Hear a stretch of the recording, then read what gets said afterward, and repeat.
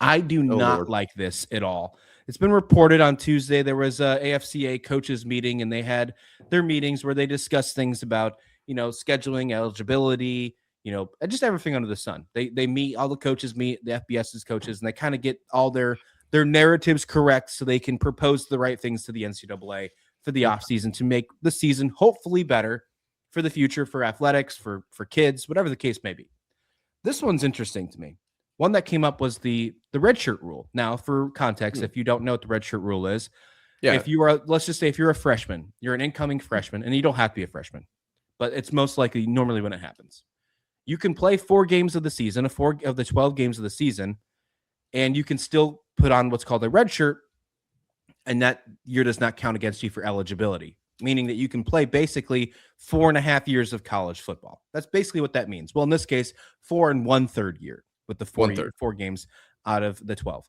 Now they want to change it. They want to change the rule for the red shirt. And immediately you think, okay, well, 4 1/3, maybe they change it to 4.5. Maybe they want to move it up to 6 games. No. They want to move the red shirt rule to 9 games. 9 out of the 12 games on the season, they want to make it a red shirt rule. Now, here's my stance. I don't hate the fact that they are allowing a player to play more football games. This is my stance. What I don't get is, why are we trying to make this so dang complicated?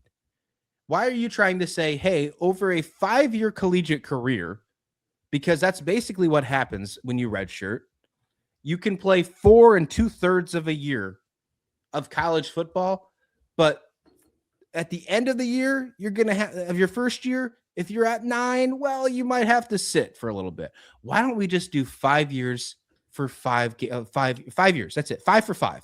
Why don't we just do that? Call it a day. I feel like you solve so many problems if you go that way. I think the only exceptions would be medical waivers. Other than that, you've solved so many problems of all these. Are he staying? Will he get a waiver? Will he be able to play next year? You got to find a way to fix this. The argument that Swinney had, because this was a massive meeting, like you said, Davo Swinney was involved, was that this is designed to keep players more engaged and de-incentivize, mid-year opt-outs, which I suppose I can see, but that doesn't mean that this is a good option. I think it really just becomes exactly what you said. Let's make it 5 years where, like, you can play for 5 years. That's it. There is no red shirts, in, out, crap. Just, you get 5 years. Like, you get 5 years of eligibility, and it's as simple as that. And it would make it a lot easier on me too, because right now I'm seeing mid-year opt-outs would end if you had 5 for 5, because you would lose a year. If you decide in the middle of the year to opt out, that still counts as a year, regardless. It doesn't matter. Exactly. The medical side of it is the interesting side. Obviously, it's not really fair if a guy first game tears his ACL, that counts as your year.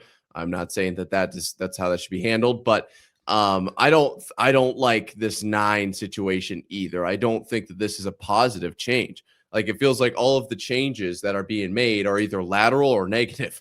I haven't really heard of a lot of changes in college football that have been like, that is a good change. Maybe a few here and there that are blanking on me right now. But my goodness, this just feels like either completely lateral, which it would be hard to do, or, in my opinion, negative. I don't see any positives to this. Why not just make it a full year of eligibility no matter what?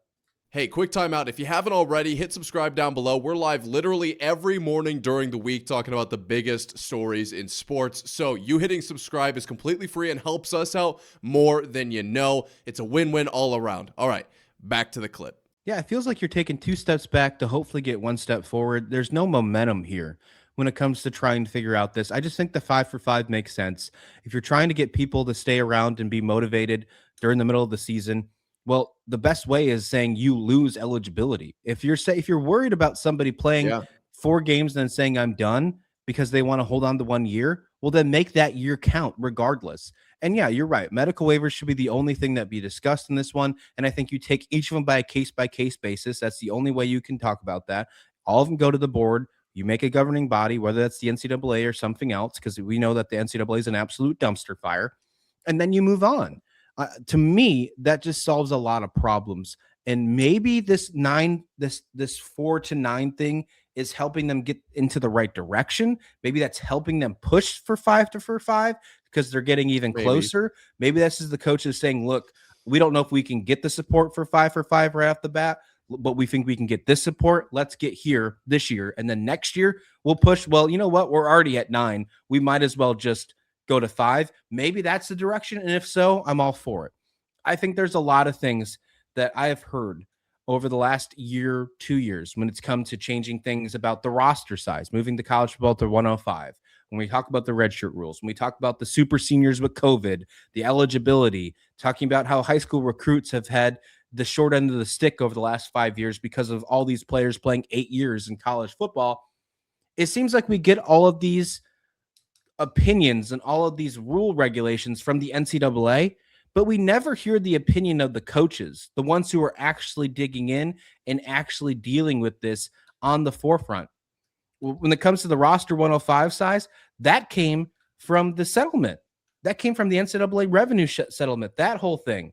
It never came from the coaches saying it. You could ask almost every single one of those FBS coaches, and they'll tell you how much they hated the fact they had to cut players to 105 this past season because they were assuming that was going to happen.